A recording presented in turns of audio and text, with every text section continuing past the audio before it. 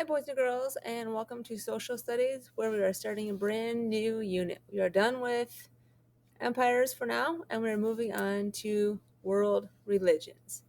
Yes, boys and girls, in a public school, we are going to discuss religions. We are going to discuss the five main world religions.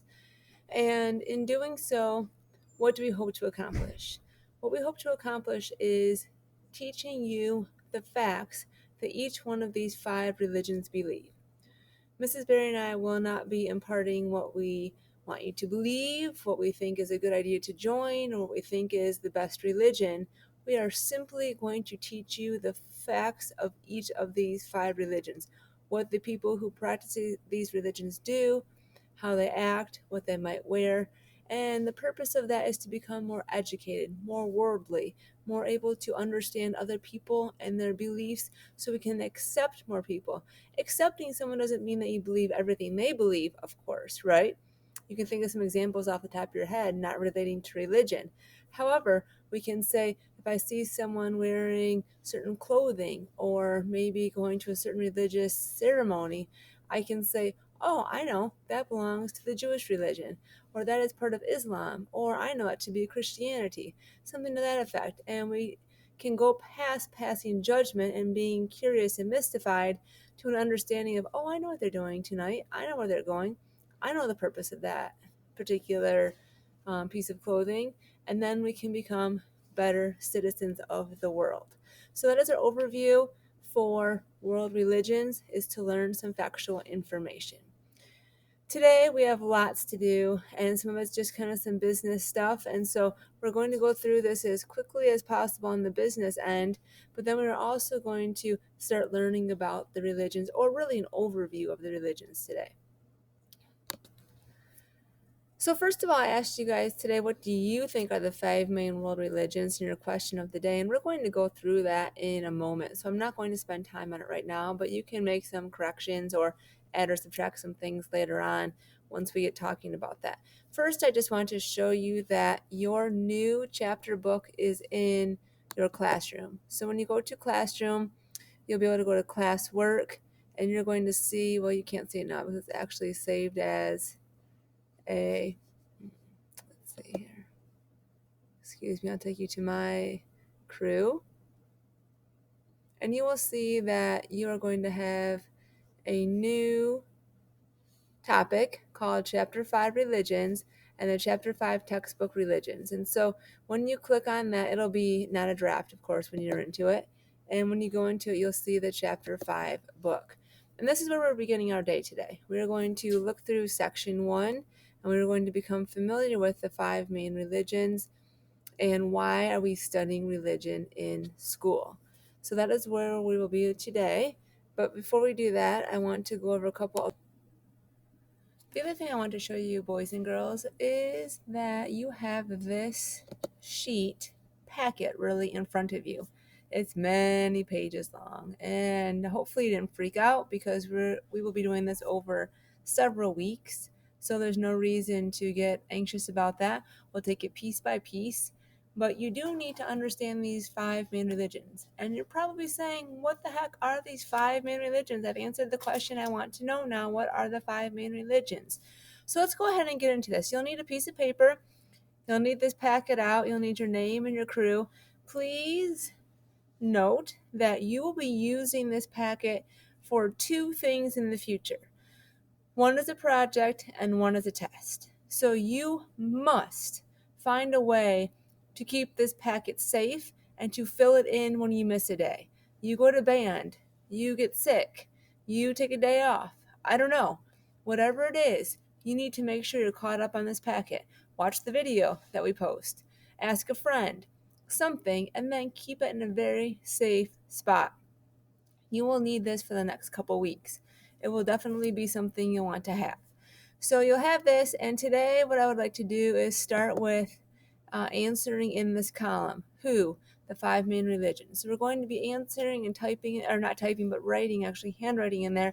I'm going to show you on the screen, so it makes it a little easier for you to see, but I am going to start by just going back to the book. So in the book right here, you see it says This chapter you will learn about religion. What is religion? We should start at the basics, right? Some of you may have a working knowledge of religion and some of you may not, and that is totally fine. And in the book they describe religion as a belief in God or gods, a set of gods. We know from our previous studies that the Greeks and the Romans and the early Romans and the Egyptians had many gods they worshipped, including all the way back to, remember when we were studying Neolithic, Paleolithic, and Mesolithic, that time period? Even there's representation of religion as far back as those people, and they were polytheistic too. They had many gods. And so that is the very basic definition right here. Religion is a belief in a god or set of gods. That is pretty broad. That is nothing specific, but it gives you a place to start when we're thinking about religion. Moving down. Okay, let's go ahead and just see. Why do we need religion? Why do humans want religion? You don't see your dog trying to go to church. You don't see elephants setting up churches or temples. Why do humans do that? Well, humans have complex brains and we're curious and we want to know more. We want to know answers to questions like, how was the world created? Why was it created? Why is there life and death? What happens when people die? Why is there suffering? These are questions that humans can't explain easily. We don't know for sure. So, one of the jobs, one of the purposes of religion is to answer those questions through religion, through gods, through a God, and to be able to provide some of those answers or at least suggest some answers and ideas. Now you know a little bit about why religion. So, let's discuss what are those 5 main religions. The 3 that we will study first are the 3 monotheistic religions. Everyone say it. Monotheistic. Mono means one, and it means the belief in one God. Those 3 religions, the most 3 most popular of the world, are these the only monotheistic? No, they're the 3 most popular in the world. Popular meaning most well known and most people. And those that is Judaism, Christianity, and Islam. Judaism, Christianity, and Islam. If you'd like to go right now and put that on your sheet, you may go ahead and write that in on your sheet right here. Okay, you can go ahead and add this in. Judaism is monotheistic, Christianity is monotheistic, and Islam is monotheistic. I know it's a lot of words to write, so maybe you'll want to just take a minute or pause the video, but you definitely need to know the 3 most practiced and studied and known religions of the world right now are monotheistic religions are Judaism, Christianity, and Islam. So please write that down. Pause if you need to. Okay, I'm going to go back to the book and we're going to look again. So it talks about 84% of the world is one of those 3 religions. That's pretty amazing. That's a big group of people. 84% of the world. That is not specific to United States or or to Europe. Here's a chart that kind of shows this. Christianity 32%, Islam 21%, and then Judaism over here. This is a rough breakdown, of course. The numbers don't exactly match, but we can see that there is the breakdown. Oops, gotta go back. Okay, so from there, boys and girls, I hadn't gotten to the Hinduism and Buddhism yet on that chart, so I didn't incorporate that in the 84%. Sorry about that. We're going to come back to those in a second because we have not discussed another division of religion, which is polytheistic. Everyone say it. Polytheistic. So the polytheistic religions, the 2 most well-known and practiced throughout the world are Hinduism and Buddhism. I am betting you've heard of those at least. They're not as much practiced in the United States as they are in other parts of the world, in the eastern parts of the world. but I'm certain that you've heard of them. I'm certain you've heard of Buddha. So maybe that does come up for you, but that is something you can add to your chart as well. So let's go ahead and add Hinduism and Buddhism, and they are polytheistic. Go ahead and add those in. Hinduism and Buddhism are polytheistic. They have the belief in more than one God.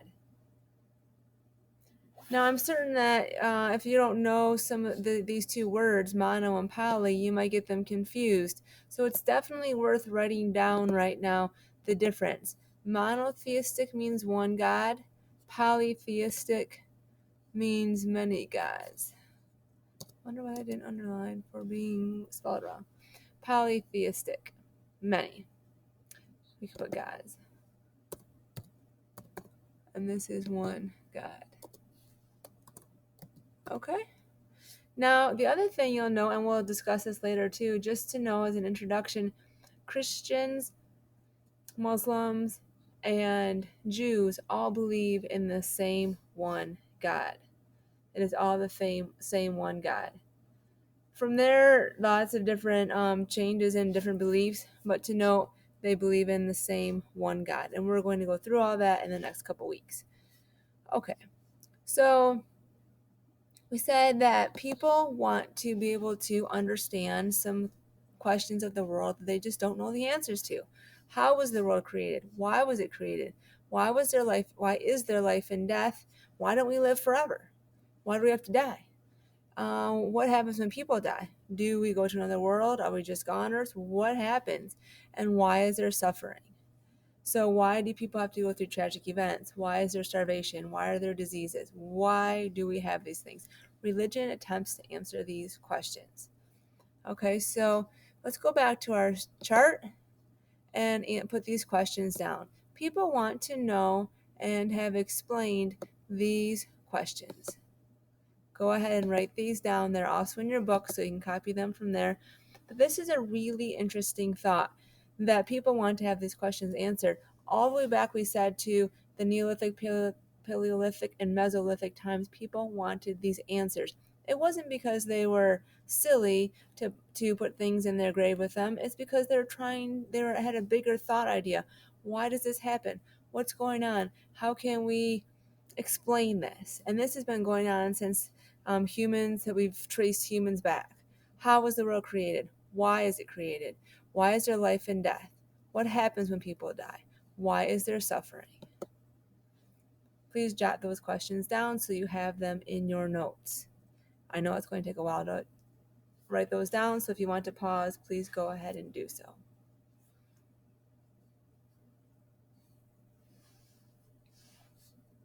Okay, so now back to why even study religion. If I'm not religious, or if I already have a religion I believe in, why do I have to know about other religions?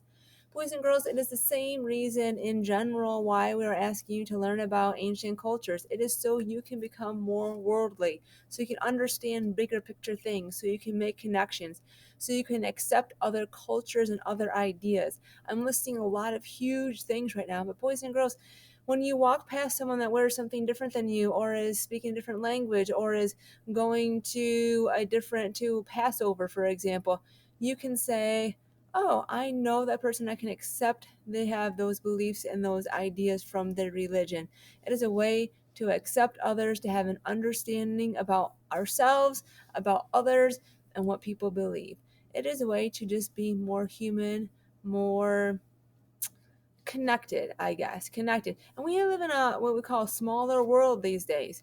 We have internet, we have phones, we have pictures, we have videos. We see people from all over the world all the time. You can get on right now and Google something. You can Google what people do at Passover, what people do during ceremonies, and you can find out. You might even have a friend who lives in a different part of the world, and so you need to know what is going on in these other places with these other religions. So if you can please go back to your notes under why study religions, would you please write all these down? I want you to notice that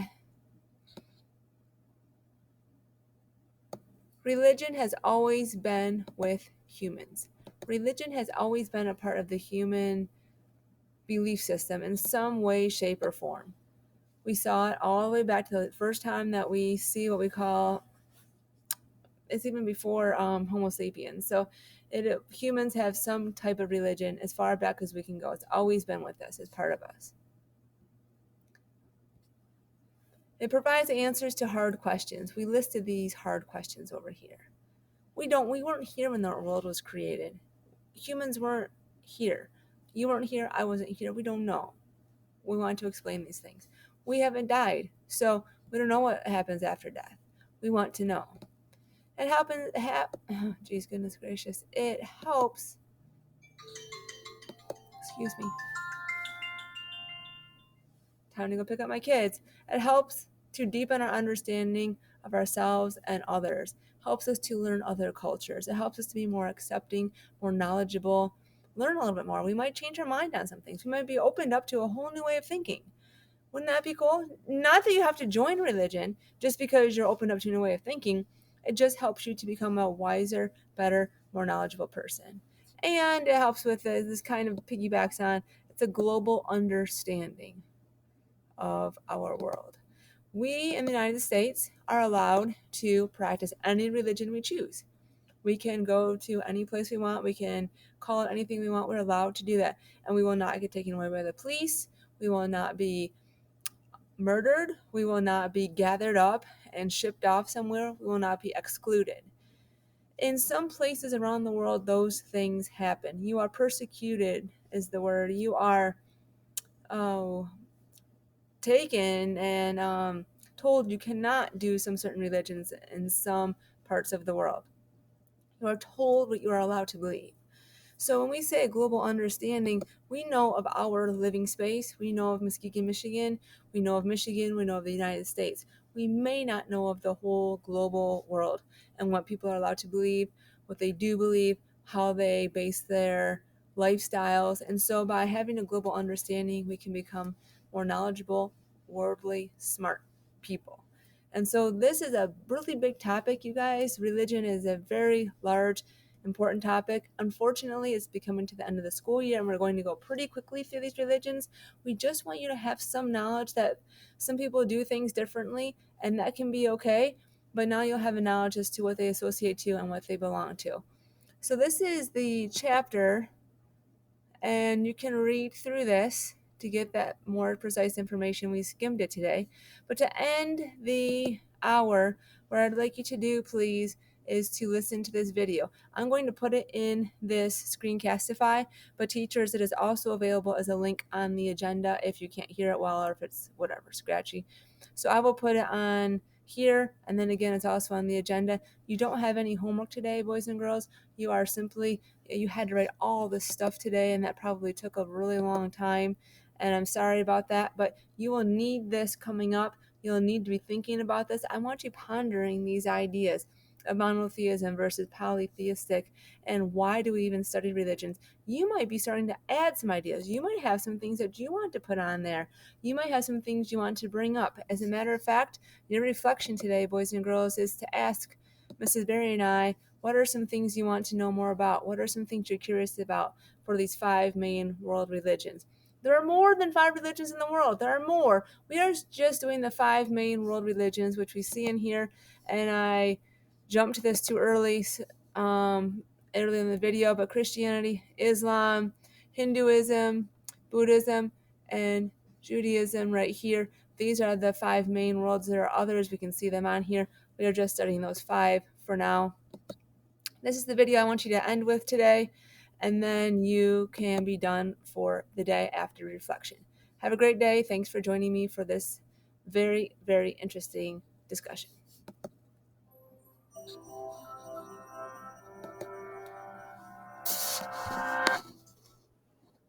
In all times and places in our history, human beings have wondered, where did we come from?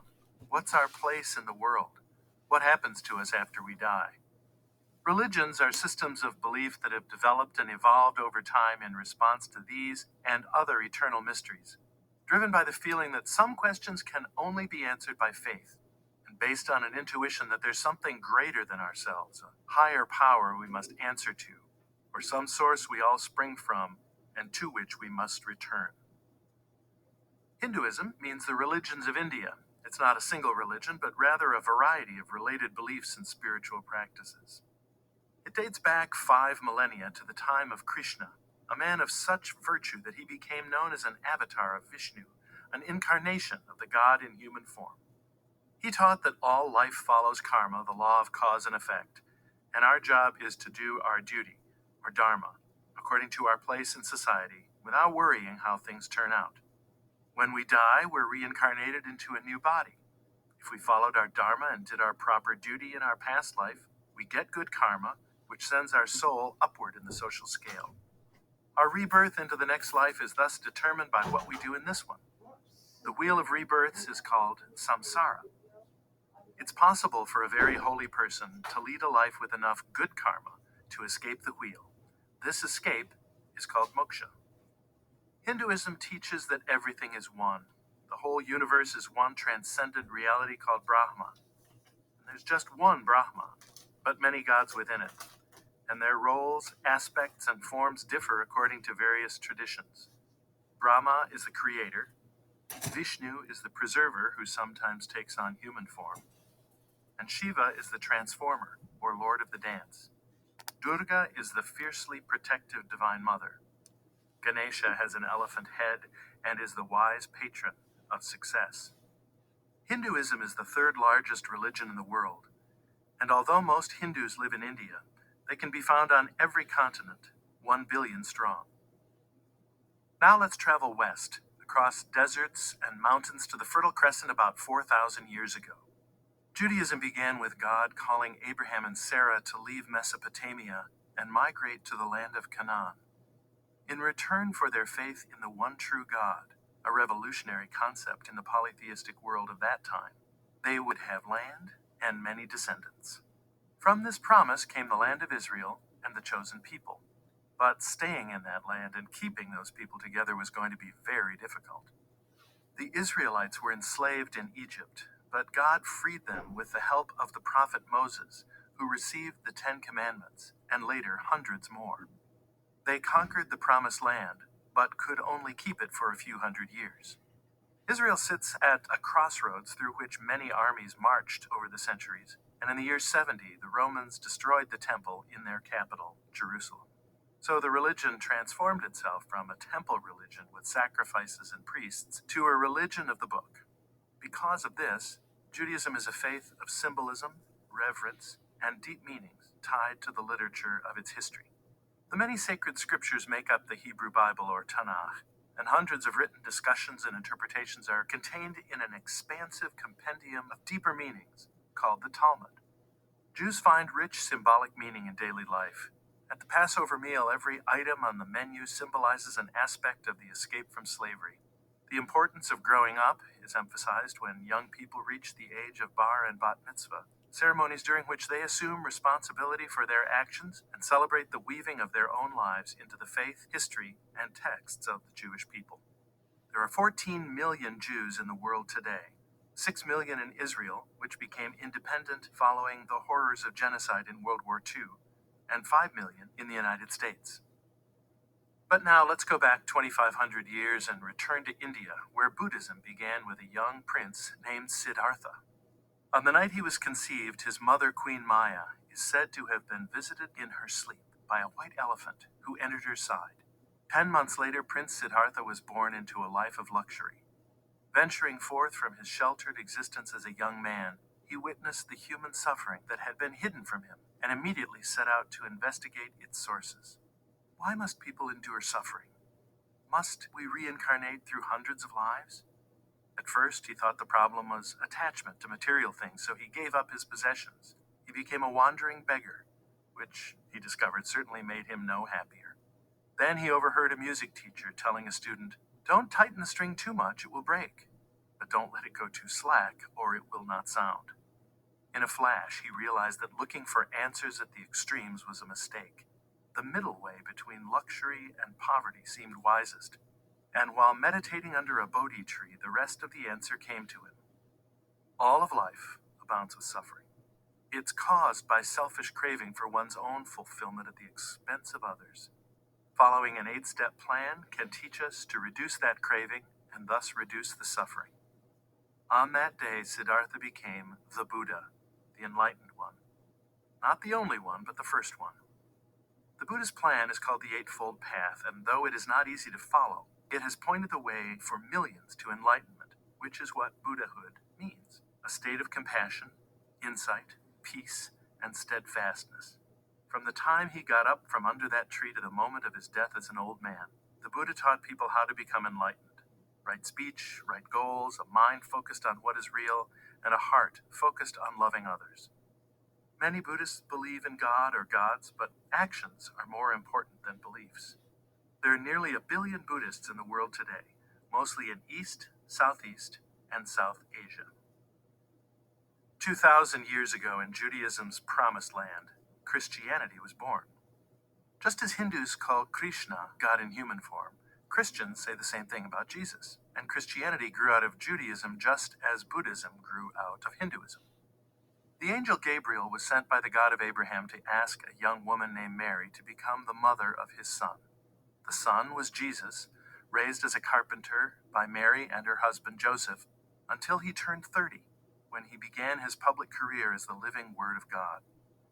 Less interested in religiousness than in justice and mercy, Jesus healed the sick in order to draw crowds, and then taught them about his heavenly Father, affectionate, forgiving, and attentive. Then he would invite everyone to a common table to illustrate his kingdom of God. Outcasts, sinners, and saints all eating together. He had only 3 years before his unconventional wisdom got him into trouble. His enemies had him arrested and he was executed by Rome in the standard means by which rabble-rousers were put to death: crucifixion. But shortly after he was buried, women found his tomb empty and quickly spread word, convinced that he had been raised from the dead. The first Christians described his resurrected appearances, inspiring confidence that his message was true. The message? Love one another, as I have loved you. Christians celebrate the birth of Jesus in December at Christmas, and his suffering, death, and resurrection during Holy Week in the spring. In the ceremony of baptism, a washing away of sin and welcoming into the Christian community, recall Jesus' own baptism, when he left his life as a carpenter. In the rite of communion, Christians eat the bread and drink the wine, blessed as the body and blood of Jesus, recalling Jesus' Last Supper. There are 2 billion Christians worldwide, representing almost 1/3 of the world's people. Islam began 1400 years ago with a man of great virtue, meditating in a mountain cave in the Arabian desert. The man was Muhammad. He was visited by a divine messenger, again the angel Gabriel, in Arabic, Jibril, delivering to him the words of Allah, the one God of Abraham. In the next few years, more and more messages came, and he memorized and taught them. The verses he recited were full of wise sayings, beautiful rhymes, and mysterious metaphors. But Muhammad was a merchant, not a poet. Many agreed the verses were indeed the words of God, and these believers became the first Muslims. The word Muslim means one who surrenders, meaning a person who submits to the will of God. A Muslim's 5 most important duties are called the 5 pillars. Shahada, Muslims declare publicly there is no other God but Allah, and Muhammad is his final prophet. Salat, they pray 5 times a day facing Mecca. Zakat, every Muslim is required to give 2 or 3% of their net worth to the poor.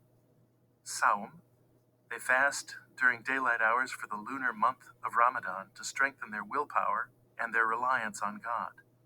And Hajj, once in a lifetime, every Muslim who is able must make a pilgrimage to the holy city of Mecca, rehearsing for the time when they will stand before God to be judged worthy or unworthy of eternal life with him. The words of God, revealed to the prophet over 23 years, are collected in the Quran, which literally translates into the recitation. Muslims believe it to be the only holy book free of human corruption. It's also considered by many to be the finest work of literature in the Arabic language. Islam is the world's 2nd largest religion, practiced by over 1.5 billion Muslims around the globe. Religion has been an aspect of culture for as long as it has existed, and there are countless variations of its practice. But common to all religions is an appeal for meaning beyond the empty vanities and lowly realities of existence, beyond sin, suffering, and death, beyond fear, and beyond ourselves.